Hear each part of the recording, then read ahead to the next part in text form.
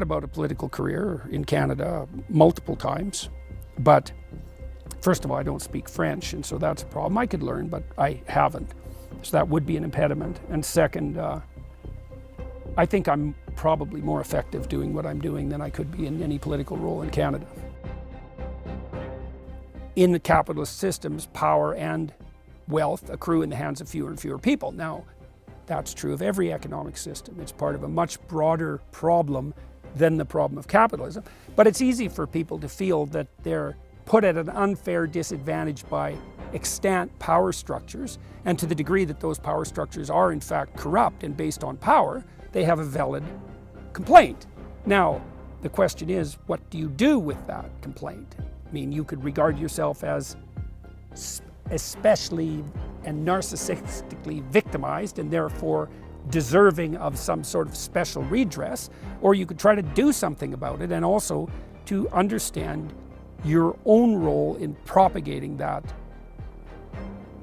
power dynamic. Social hierarchies ossify and tilt towards power. And so that's also part of the critique of the left, right? But the left always goes too far. The radicals, they say, it's nothing but power. It's like, no, it's not nothing but power. The fact that power corrupts the social enterprise, and the psyche for that matter, does not mean that power is the fundamental motivating principle. And that's actually of extreme import. I actually think play is the fundamental motivating principle, not power. I think the antithesis of power is play, and free play in particular.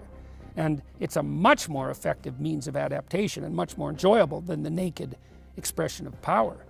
But people are inclined in their attempts to manifest an unsophisticated heroism, that's a good way of thinking about it, to, oppose the man, and then also to assume that the mere complaint, especially public, which is the equivalent of praying in public, by the way, just the mere public display of your rejection, your objection, constitutes sufficient moral effort. And of course, the idiot universities are absolutely complicit in putting that message forward.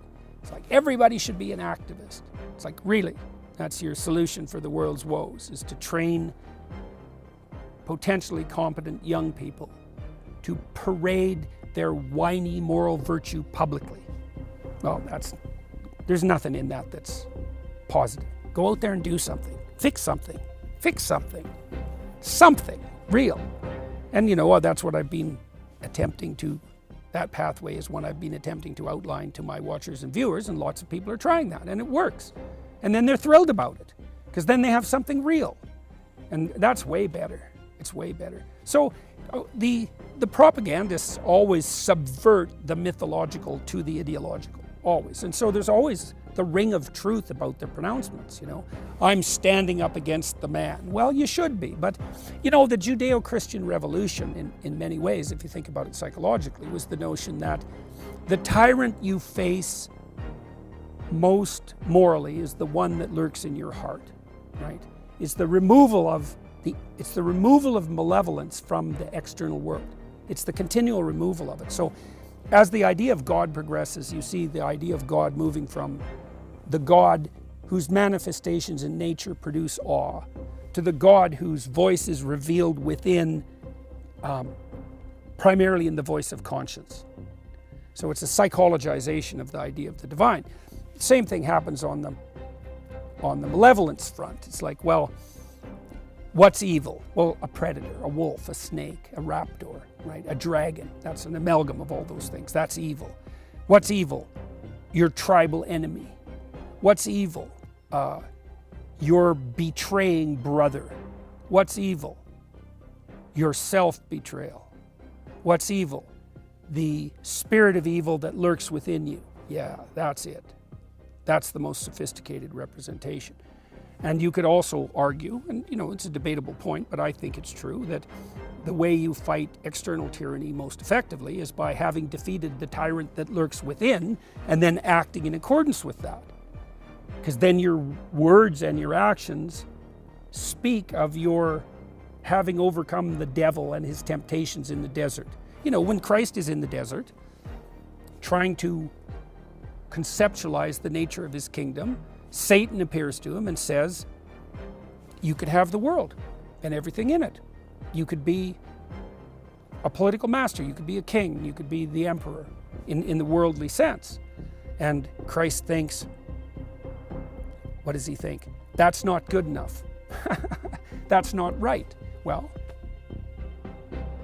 you can manipulate and maneuver on the power front, and you can end up ruling over hell, as it turns out, if you do that, but you can end up ruling, or you can try to put your house in order, and then you inherit the kingdom instead of the world.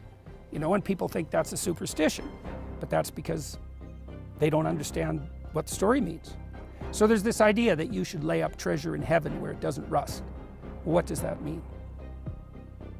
Well, let's say you and I have an honest conversation. We've done that before, right? You interviewed me 3 years ago? 2 years ago. Okay, and you didn't play any tricks. Okay, so what was the consequence of that? Well, it did well. Okay, what does that mean, that it did well? People were interested. Okay, and so it got a lot of viewers. And what was the consequence for you? I suppose it made me feel proud of my work. Okay, well that's a good thing, right? To make you feel like you're doing something worthwhile, all right? And then when you asked me to do this interview, I said yes. All right, so why did that work? Well, it's because you comported yourself without treachery as a journalist. So you accrued something genuine on the reputational front. Okay, well, moths can't devour that and rust can't destroy it, right? Time doesn't decay it, quite the contrary.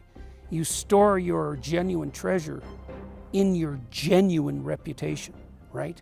Right, this is why you have to treat other people properly, like they're you, because they are, in the most fundamental sense. Well, so that's part of the kingdom of heaven, is that it's immutable to earthly degradation. Well, what does that mean? Well, psychologically, it means that we figured out a long time ago that there's no better place to store future wealth than in your reputation. Because then everybody wants to be around you and they want to interact with you. They offer you opportunities. And if you fall on hard times, they're there to help you because they trust you.